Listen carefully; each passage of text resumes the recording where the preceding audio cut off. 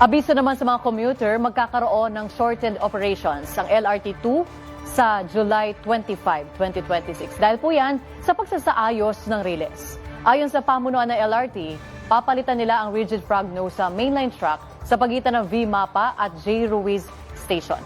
Batay sa anunsyo, alas 5 na ng umaga ang magiging schedule ng kanilang first trip, habang hanggang alas 8 lang ng gabi ang huling biyahe sa Recto Station at hanggang 7:30 p.m. naman ang last trip sa Antipolo Station. Wala rin naman daw kailangan ipag-alala dahil maglalaan ng shuttle van ang LRTA bilang alternative transportation sa mga pasahero.